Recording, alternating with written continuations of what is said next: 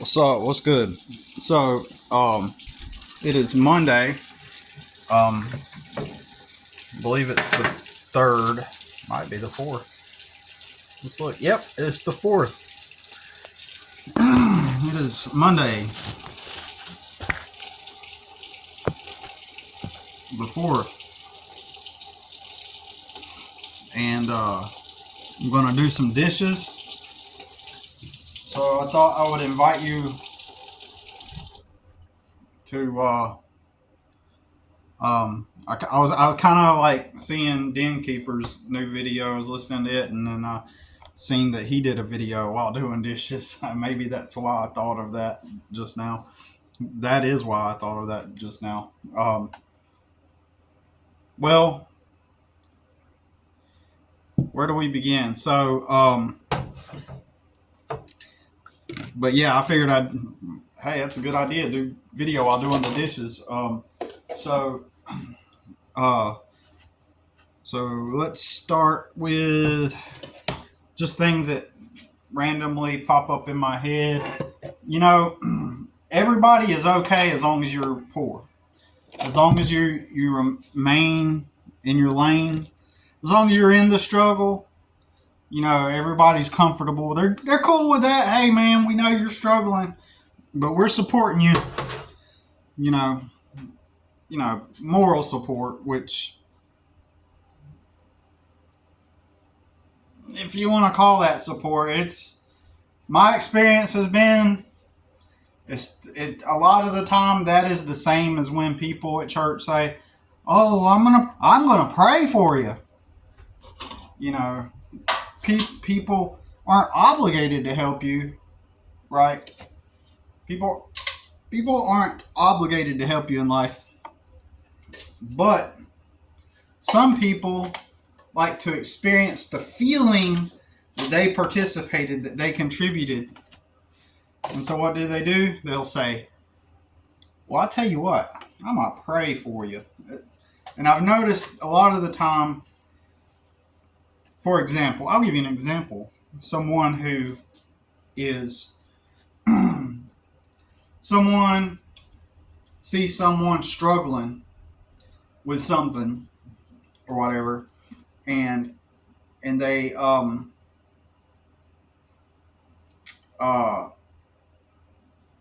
decide, hey, they need help. Let me start a GoFundMe for that person that needs that thing, right? And so they've done a little bit in that instance. They kind of went out of their way. Hey, you know, so and so needs this, and so I just wanted to start a GoFundMe so that we can help them out. Let's get them going. And then that same person, when they see you in your situation, they'll be like, "Oh, I'm praying. You do a great job. I'm praying for you. I know you got this." So there's the difference. People willing to, like, and another example, someone struggling and they need a place to live. So what does the community do? If that person is struggling and they need a place to live, the community, what do? They come together. Hey, let's find them a house. Do you need food? What all can we help to, kind of help you get you on your feet and get you going? And they'll do that for people.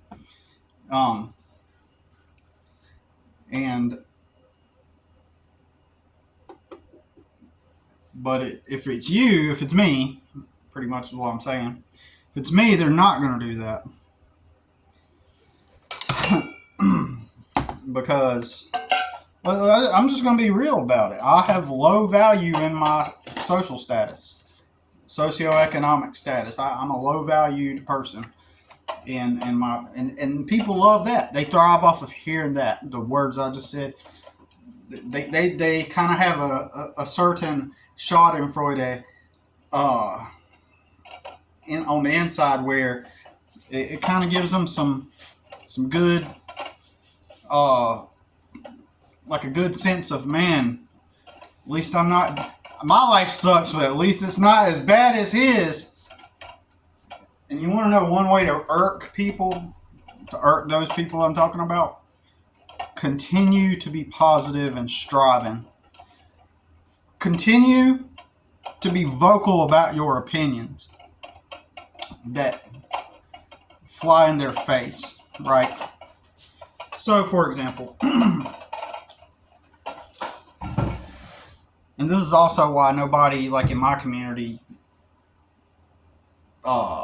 respects me or gives a fuck about me, because I'm constantly vocal about not working for another man.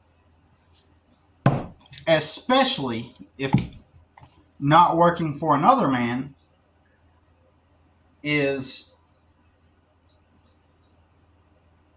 not going to serve. For example, I'm going, so man, let's just, I know my subscribers can understand this, but I don't know about all many, or if not most of the other stupid motherfuckers out in the world can understand this. But, for example, I rent this place, right? I pay a certain amount every month, and I do labor on the property. So that paired with me working my job as doing my business, serving my customers, me getting up and serving my customers for almost a year and a half now has enabled me to be able to reside here at night. I have a refrigerator. I have a microwave. I have a stove. I have a means to go get a shower and take a bath and take a shit, and I have a couch I can sleep on, right? So simple. The act of me serving my customers and doing work for them, paired with the rental agreement I have, I get to reside here at night and go to sleep and then repeat the cycle. Go do the work, make enough money for food, and pay most of the time, pay bills and expenses on time. So, if someone were to tell me right now, well, you want to get out of this situation, Billy, so, what do you think you can get done? I know what I think, Billy. Right down the street there's a warehouse. And I'm telling you, man, you go, why don't you go clock in at Dexter and Poindexter Incorporated. And, they sell them widgets there. They make them. And they're always hiring. And, go over there, and they got benefits. Like, man, they got everything, man. They're always hiring. They got good benefits, man. Health insurance. They got it all, man. Like, if you really want to improve your situation, why don't you just go get hired there and do your, like, lawn care stuff on the side. They'll call it lawn care stuff. I do landscaping, which is a skilled type of work that does require skill and knowledge. But the public, the mainstream society, they don't view it like that. They view it as, that's just yard work. Oh, they just do yard work. Clean the yard. Clean the yard. So we are the low caste of society. So immediately everybody's default is, you mow lawns. So that person's going to be like, yeah, man, go down to Dexter and Poindexter Incorporated down there, and they make widgets, man. They're always hiring. 401k benefits. They got a logo on the building. They got logos on the building. And so, they're an authority. And you get 40 hours. So what this person is assuming is that the act of dropping what I'm doing now that keeps me here, by going doing that and mowing my lawns on the side, mow your grass on the side. People always, I'm gonna continue on this little thread about them. They think that it's mowing the grass. Most people view mowing the lawns as like this easy to do, unskilled labor type of thing, that it's manual, and because any teenager in the summertime can pull a mower around the neighborhood and cut lawn. So that means that what you do, mowing the lawns. And then sometimes I even corrected them, and I'll be like, look, I do landscaping. I don't mow lawns. I really don't. I do have a couple of lawns that I do mow, right? I've got 2 of them now. I used to have more. But landscaping is the act of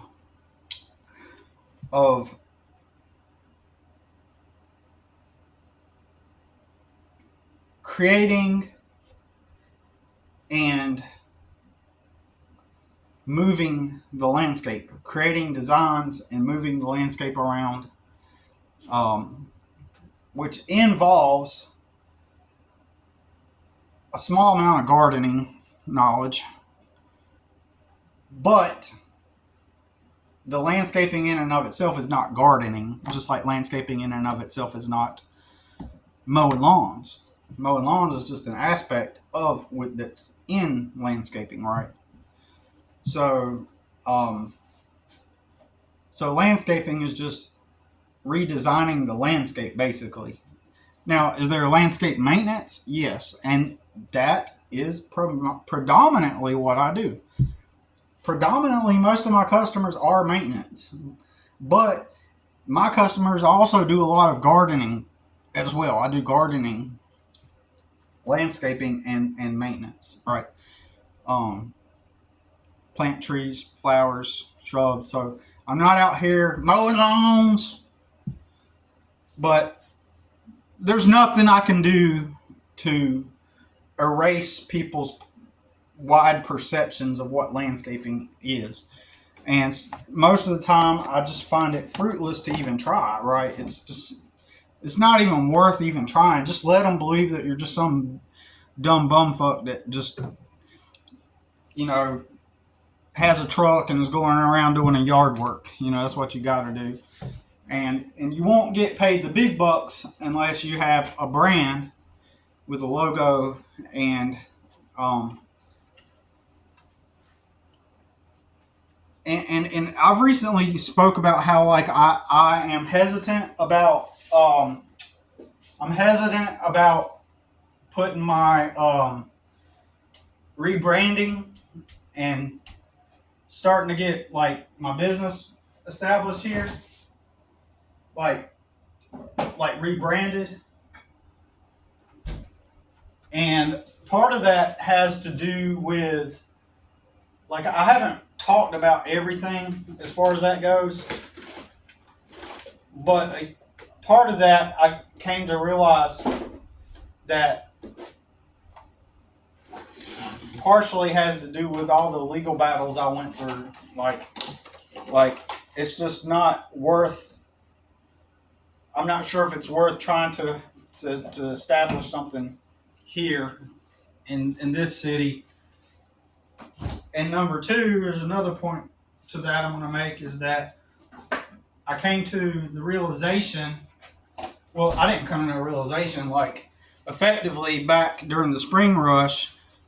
I had to be cautious about where I spent my money and stuff. And I just never got to the point to where I could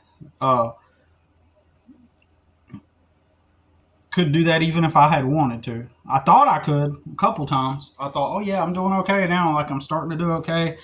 Maybe I can go ahead and take some of this money and print some business cards up and get some shirts and make like an easy logo. And thought I got to that point, but I didn't.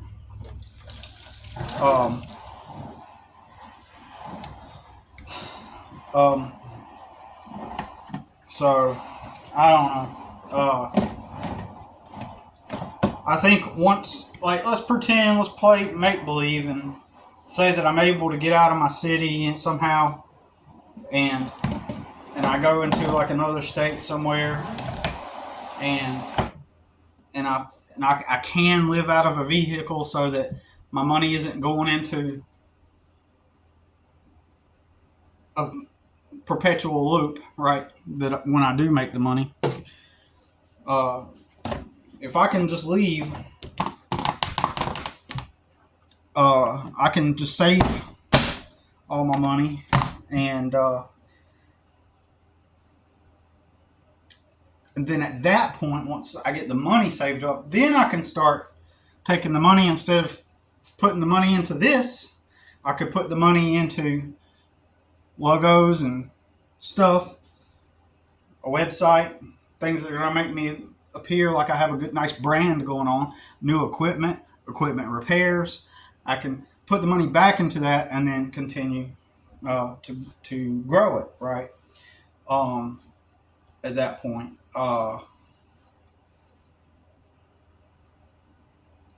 Because then I would be free from things that take from me. The circumstance takes from me. Being a single dad with a minor that has his own challenges from his past, right? It's hard for me to even be a dad. I can't even be a dad because I have to focus on going out here and getting money to provide us this and this, right? So, food, in other words, shelter and food. So it strips me of any father-son time that is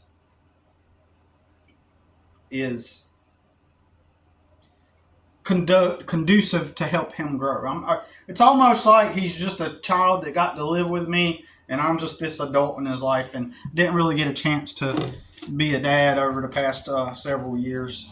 I just kind of existed in his life, and don't get me wrong, I do what I can to make time and do stuff, but it's almost like I can't teach him lessons. Like a couple weeks ago, we got online and made him a resume, or got on his computer and made him a resume and applied at a couple jobs for him, and at least did that. So try to make the best of it, but overall, am I able to say, oh yeah, I've been a dad the past 5 years with my son, with custody of my son. I've been this dad. I've been doing my thing as a dad. I kind of feel like everything's been kind of stripped from our ability to do that because I'm so focused on making money. Right now, he is at his mother's, and so that's that. Legally, she still has the right to visit with him and be in his life legally. And so if I were to deny her visitation on occasion, whenever, she's ready to have visitation, if I were to deny her that could get me in a world of legal trouble. So, so here I am. It's the 4th. It's Monday. My storage unit with our stuff in it, because this place, this happened a long time ago when I first moved here. The lady, I just moved out of my apartment and I was trying to sort through my stuff, was all in a moving truck, right? So I went and took all of my stuff. It was in the moving truck, and I backed it up to here to put the stuff in. And I still, over at my other place, I had my own yard, and so I had stuff that was in the yard, like equipment and just stuff a few things that had accumulated that I just didn't have time to get rid of because I was focused on making money, right? I had a decent year, actually, until it kind of died down, right? I had a decent year, and so the rent there was $1,500 a month, and so I managed to get there. I managed to live there for a year, right? I've never worked at a warehouse that's ever paid enough for me to maintain a place for a year like that. But working for myself, I was able to do that. How does that not register in people's brains, right? That's a rhetorical question, and the answer is just because they're stupid. For the most part, it's just because they're stupid. Or ignorant. They've never had to do math like that. They've never had to sit down and do. Seems like it anyway. They've never had to sit down and actually experience a life where things aren't handed to you. I mean, I literally don't know anyone who has not had life handed to them, whether they grew up with their mom and dad or they just got lucky. But anyways, so when I first came here, I had that truck backed up, and I probably wasn't gonna keep everything that was in that truck, but the last thing I put on the truck was the truck stuff from my yard, right? Because I was gonna throw some stuff away. But first, before I did that, I was gonna take my stuff out of the truck, put stuff in here, and then whatever I didn't want, I was gonna, part ways with it. That lady motherfucking freaked the fuck out, man. She showed up. She's like, "What is all this stuff? Oh, you can't take that in here. Like, you think you're gonna fit this into the house, into the entire house?" She freaked the fuck out, man. So I had to act quickly because remember, I don't have time. I don't have time to plan and let me figure out what I can do, and I don't have that privilege of being able to sit there and lay back, kick back, and hand it to me and get to sit there and plan everything, right? So she freaks out. As I've mentioned this recently, and I've mentioned it in the past. If you're in a poor position like myself, there is no help.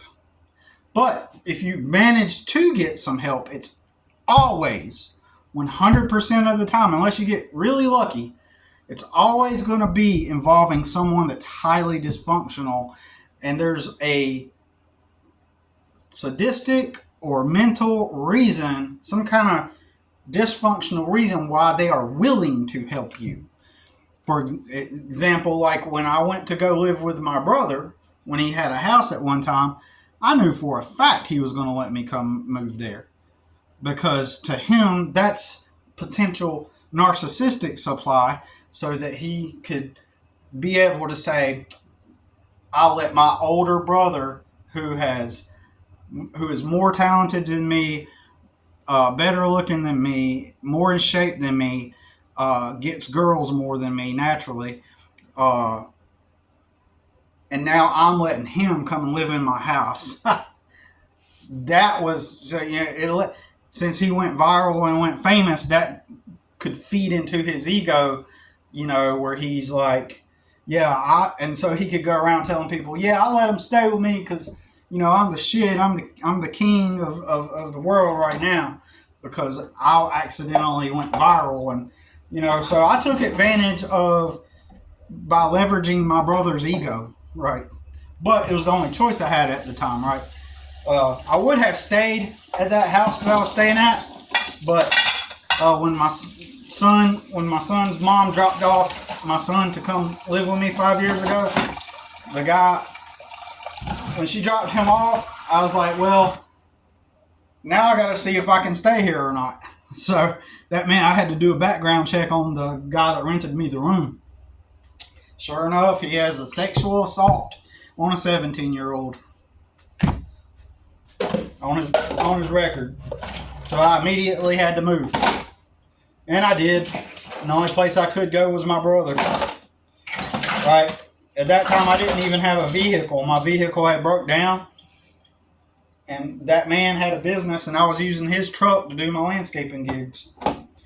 So I immediately had to move out. Or who could I turn to? My sadistic, narcissistic brother. Now, Tell me, during any of this time, at what point could I have just stopped everything I was doing and go down to Poindexter and Dexter and incorporated and apply at the warehouse? Tell me, at any point was that a logical solution to the circumstance? Because my son was 12 at that point. My brother is extremely a toxic person, highly dysfunctional, like extremely highly dysfunctional, pathologically dysfunctional, right? There was no goddamn way I was going to let my son be around him alone.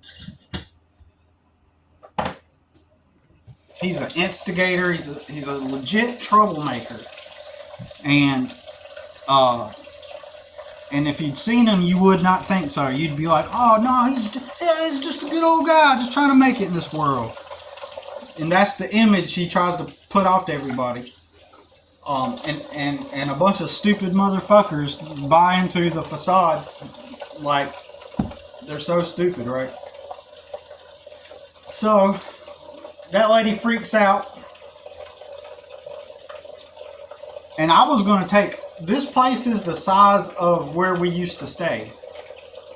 So I was basically just going to take my stuff and, neatly place it in the back bedroom here in the closet and stuff. And that's what I was going to do. But that also alerted me big time. I was like, holy shit.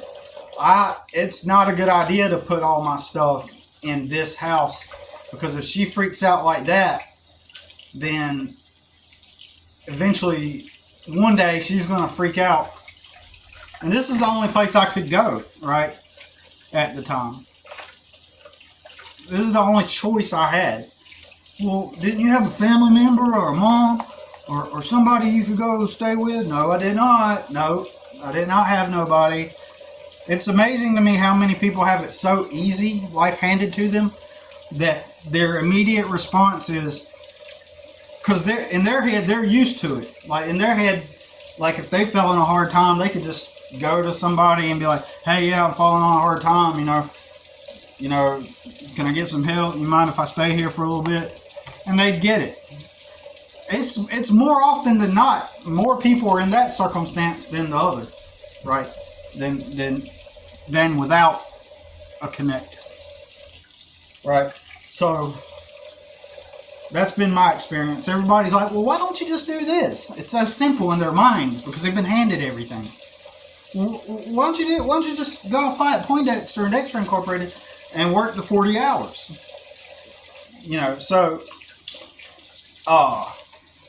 Well, duh, because if I did that, I wouldn't be able to stay here.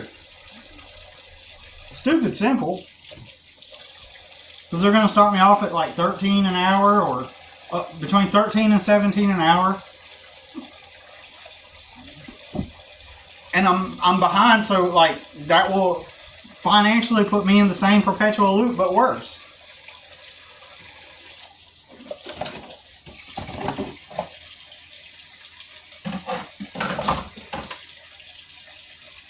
And I've been saying for a long time now, the only way out is to live out of a vehicle. And I can't do that right now. Can't do that right now because son's mom is constantly in trouble with the government. DSS is in her life since she was a kid. And they're still in her life. She's a lifelong customer. And so she has a case on her kids right now. So, and they've used my son to try to enmesh us in her affairs previously. So I'm not about to let that happen.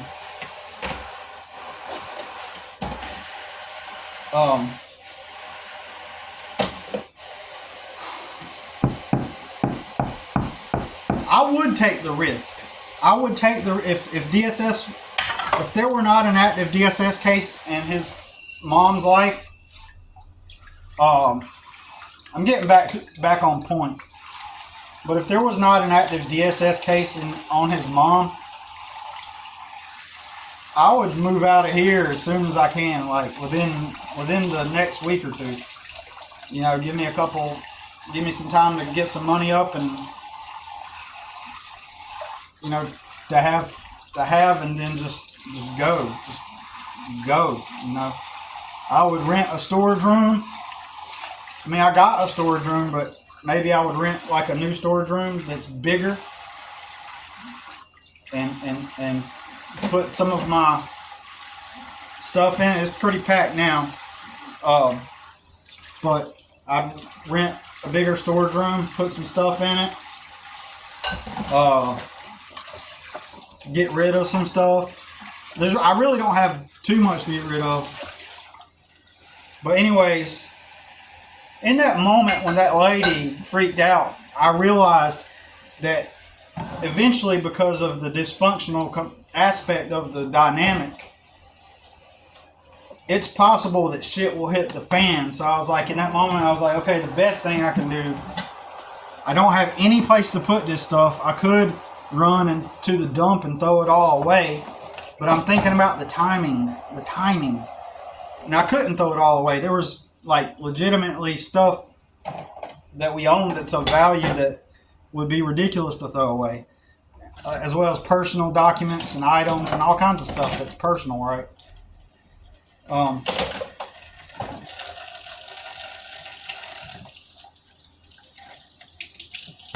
So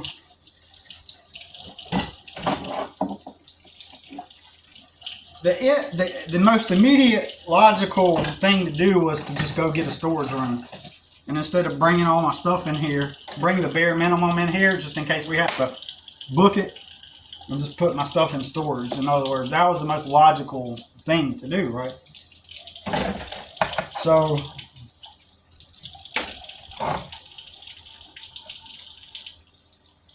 that's why I have a storage room.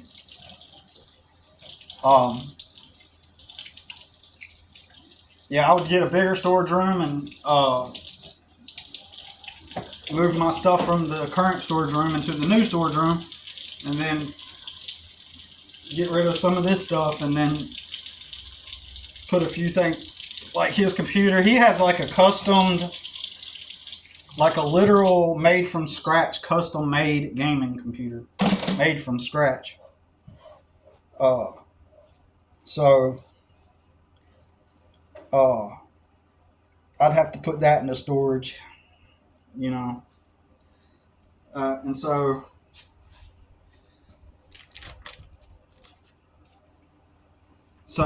anyways,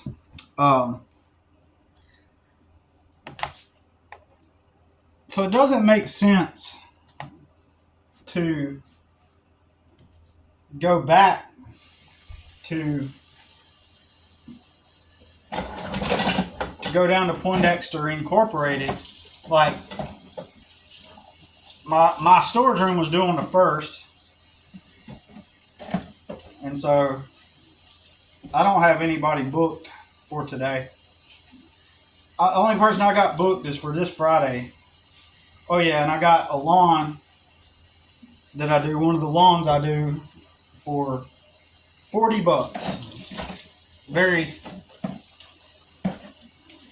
Doesn't make me a lot of money at all. It's just a $40 lawn. And so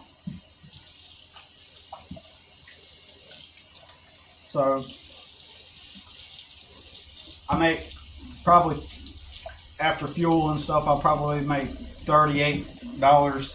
So I'll make $38 and at least $50 on Friday. And that's that property that I'll make either between $50 to $200 or more, but usually it caps out at $200 on that property, depending on what that customer wants done. So I could potentially go Friday and make a couple $100. But yeah, the spring rush now is definitely over. So rent was due on the 1st for the storage room, and then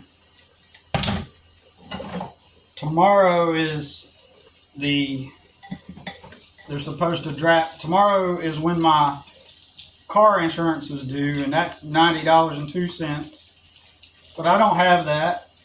I have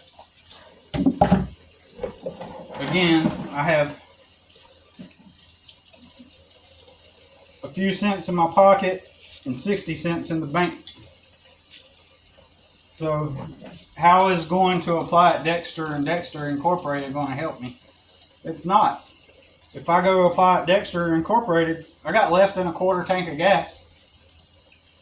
I wouldn't be able to make it through the first week going to work there. That's why I have to constantly be playing catch up. And that's all it is. It's just constantly, what's going to happen is probably I will end up accruing a late fee on the storage room. It'll go up to $135, and then it'll overdraft on my bank account unless a customer calls me up for tomorrow. Most of the time this year, the thing that's prevented me from losing everything is just the fact that every time something is due, I have a customer call me up. Like, I would go and start advertising, but I can't advertise right now because I have 60 cents in my pocket, or I have 60 cents to my name total, pretty much, right? So I can't advertise. If I could advertise and that's the weird thing. All of the business that I've had this year has been able to provide the roof and the food, but I haven't really had the chance to advertise, or the extra money to advertise. I could have. I mean, in retrospect, maybe there were a few times I could have just went ahead and put an ad out there, but I don't know. I was just surviving week to week to week, job to job to job, bill to bill to bill, and that's the only reason why I'm able to maintain what I can maintain right now. So what's the way out? I know for a fact if I up and left here, his mom would leech onto that and use it, even though she's got a DSS case open. Actually, she may not immediately, but then again, she may. You know, you never know. And I can't have them accusing me of taking my 17-year-old son out of a home and into a car. I can't have them trying to make me out to be like, oh, well, you couldn't provide. Why didn't you go down to Dexter and Poindexter Incorporated? You saw it was right down the street. You should have went. But instead you chose to live in a vehicle? It doesn't make sense. Because those people, they got to live with their parents until they got their good job in the system. And that's their reality. And they see people on welfare. They see people on welfare and food stamps and people that are allegedly attempting to improve their life by being on systems and programs. And they see the people, you know, there are a lot of the time the job itself is what keeps people poor, because it creates a redundant loop that they can't get out of, which is technically what I'm in, because I've created my own job that pays me enough to have a dwelling. Created my own job because since the other jobs won't pay me enough to have a dwelling, I'll pay myself and I will give myself a dwelling. So stupid simple. So I might go down to Poindexter Incorporated at the warehouse, Poindexter and Dexter, and help them move the boxes with the widgets in them. And they'll pay me $13 an hour to start off. And I did the math the other day, and to simply maintain a livable lifestyle, assuming that the rent would be $1,000 a month, right? I would need to be making $18 and some change per month. But they're going to start me out at $13, between $13 and $17. or I can go to a restaurant down the street and work $15 an hour and get paid 25, 30 hours a week, and uh, and then go get another part-time job making $15 to $30 an hour a week. And I mean, maybe I'll just, as an experiment, do the math on that. If I worked 2 jobs, if I go back to what I've always done that got me here, maybe I can go back to what I did. Okay, ultimately, well, here's what I need. I need a place to live for free. I need a mom and dad. I need a mom and dad that will let me live somewhere for free until I can get on my feet. Since I don't have that, I need a car. I need to just leave here and get out of the car, but I can't right now. I gotta wait it out. But now I've hit a very low point. I've hit the lowest point since I moved into this place. I'm at the lowest point financially. So what do? And then I gotta get stuff done. I gotta get dishes done. I gotta get this yard work done. But it's almost like I'm in a near analysis paralysis where, and that's why I started doing these dishes. I was like, I put the old ones up, and now I'm working on this new batch, and I'm like, okay, well, at least I need to get something done to help ease the stress and the tension. I've got like a full 2 days, at least a full 2 days worth of yard work here that I got to get done. But while it's paying my rent, part of it is anyway. While that is paying part of my rent, it's not resolving the immediate need to get my insurance paid and my storage room. My storage room can wait. I can accrue the $135. I can accrue the extra fee and still pay my storage room later. Right now, the big deal is getting that $90 for the insurance. And then once I get that paid, that insurance, should I go apply at Poindexter and Dexter Incorporated and move the boxes for them and go back to what I've always done that got me here? Should I do that? Does it make logical sense? Or does it only make sense because it's part of the script? Like if you fall on hard times, you need to go get hired by somebody. So because that person that goes, man, you ought to go down there. I'm telling you, they're always hiring. You'll get 40 hours, and and that's a good job, man.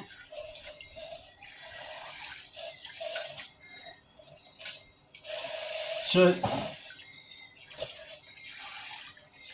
that's part of the script. It's like that's the solution to in everybody's mind. That is the solution to go apply at one of these places, because if they're making millions, then you ought to do good. When it's not even a good solution, it's not a solution that's going to help at all. And then people will try to rationalize, well, a little bit's better than nothing. They have that logic, and it's a fallacy. It's a flawed logic, because once you are trapped by those 40 hours that you have to go work solid, and you don't have the flexibility anymore, your ability to tackle life circumstances just virtually diminishes. I've lived this. I know what I mean. I know I'm right. I've lived it. I've had to live it. Because once you're restrained and confined by that schedule, or any schedule, now you've lost the ability to tackle emergencies and life circumstances and things that come up. Well, just do it when you're not on the clock. That's a stupid assumption. Just do it when you're off the clock. Nope, doesn't even work out that way in real time. It sounds logical, doesn't it? Well, just do it when your time off. But in reality, the way things actually pan out in real time, the way things actually happen, it's like you never arrive to a point where it never gets to a point like uh, where you're able to solve issues.